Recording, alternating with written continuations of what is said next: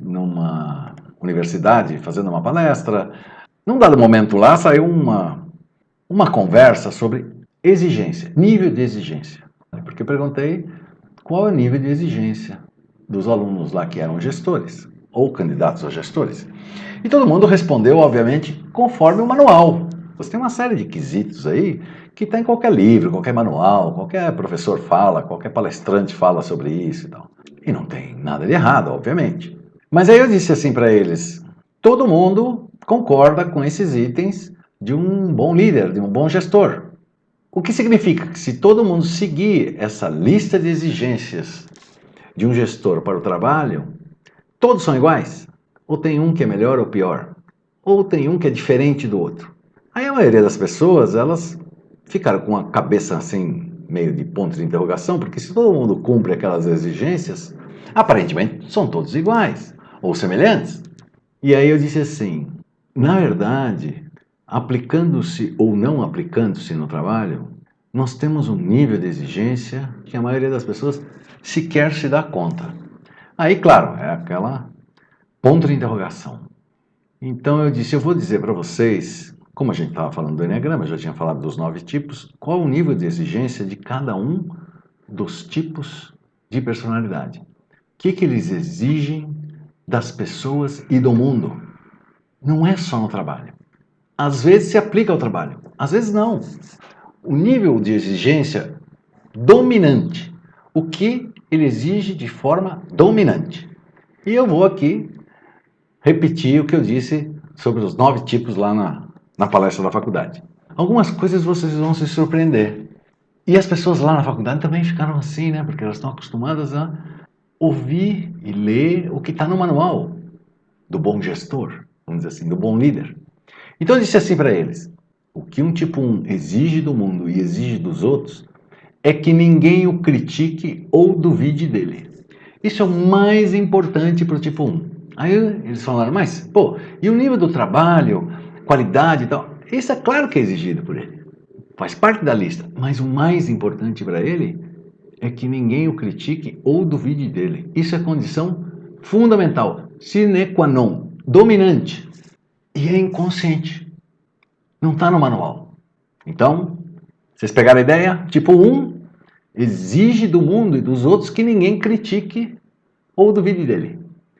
O tipo 2, você vai achar estranhíssimo e que não se aplica ao trabalho, mas é mais importante do que o trabalho para ele. Lembra?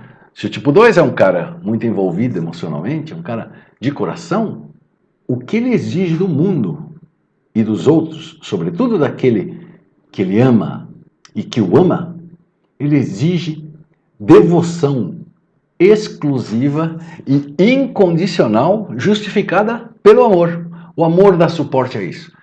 É devoção exclusiva e incondicional. Essa é a exigência dele do mundo. É isso que ele proclama inconscientemente para o mundo quando o amor aparece. É dominante nele. O tipo 3, o que ele exige dominantemente e inconscientemente? O que ele mais exige? Não está no manual. Como assim? Logo um tipo 3 que é movido a trabalho. Meu nome é trabalho. Quero ter sucesso. Como diz aquela minha amiga aqui, que é aluna de você, que é aluna nossa também, que ela diz assim, tu pega leve com o 3. E aí eu disse lá, ó, o tipo 3, ele exige do mundo e dos outros que ele possa enganar com a sua aparência e que ninguém o engane com a aparência. Como assim, não? Ele construiu aquela imagem, ele fez as pessoas acreditarem naquela imagem de sucesso, naquela imagem que ele passa para as pessoas. E o que é pior, ele acredita nessa imagem a ponto de ter se desconectado do seu coração. Então, o que ele faz é auto-enganar-se e enganar os outros. E não admite ser enganado por ninguém, tal como ele engana as pessoas. Percebe? Mas é inconsciente. Eu vou repetir. O tipo 3, ele exige do mundo e dos outros que ele possa enganar com a sua aparência, com a sua imagem, e que ninguém o engane da mesma forma.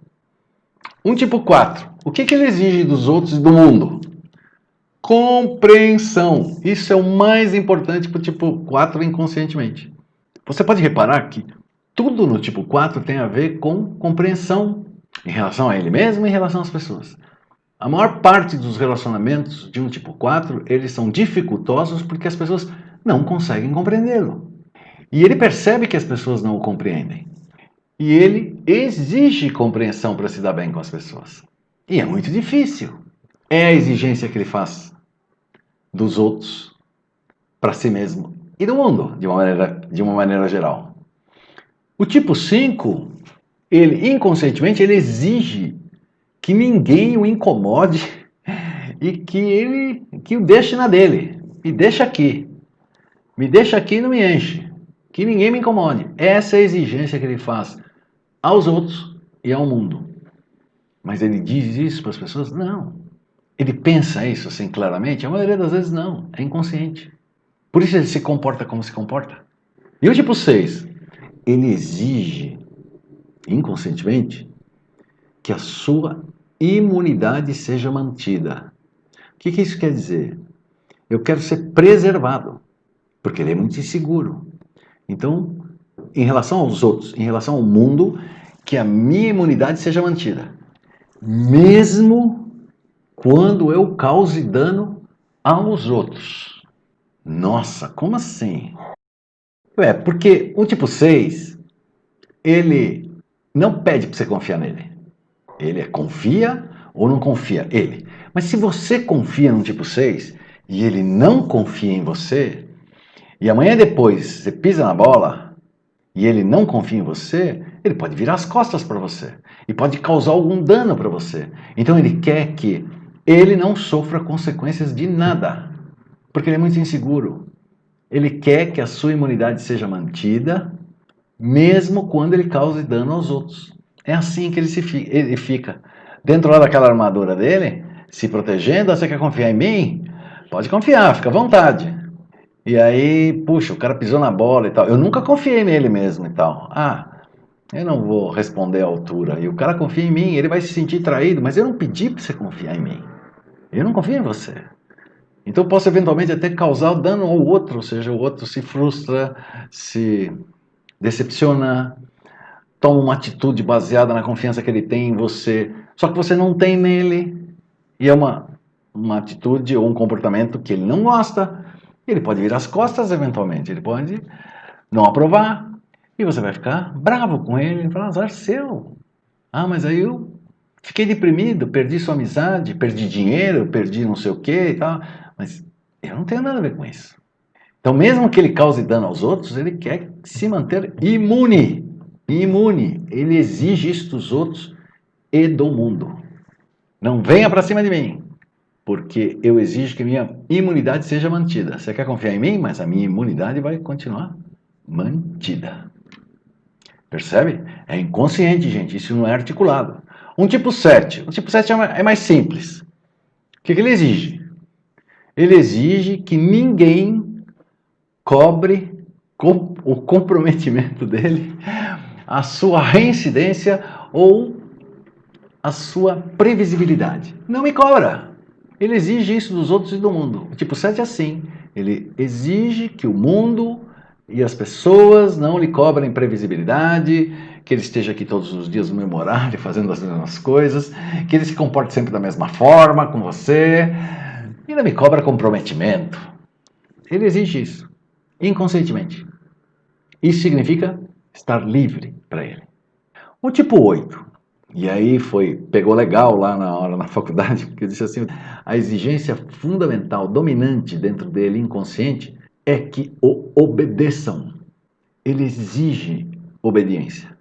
No fundo, tudo que ele faz, todos os desafios que ele enfrenta, os obstáculos que ele vence, são subjugados, são ultrapassados e subjugados, ou seja, passam a ser não dependente dele, mas ele passou por cima, se resignaram ou se submeteram, o poder dele está sobre aquilo que ele passou.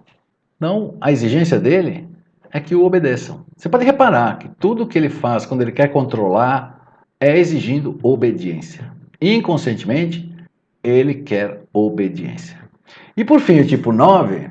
O tipo 9 é um cara que o que ele exige de forma dominante e inconsciente dentro da cabeça dele? Que as pessoas evitem conflitos e lhe tragam problemas. É isso que ele exige. É como se ele dissesse a todas as pessoas à volta dele, todos que querem se relacionar com ele, todos que ele gostaria de se relacionar, ó, vamos fazer aqui um pacto. Vamos evitar os conflitos e, pelo amor de Deus, não me tragam problemas. Isso ele exige do mundo. E é por isso que ele luta tanto em manter a paz. Porque é a sua exigência evitar conflitos e que lhe tragam problemas. Então ele ajuda a resolvê-los para que não retornem. Então, gente, quando você disser assim, eu sou muito exigente, observem que.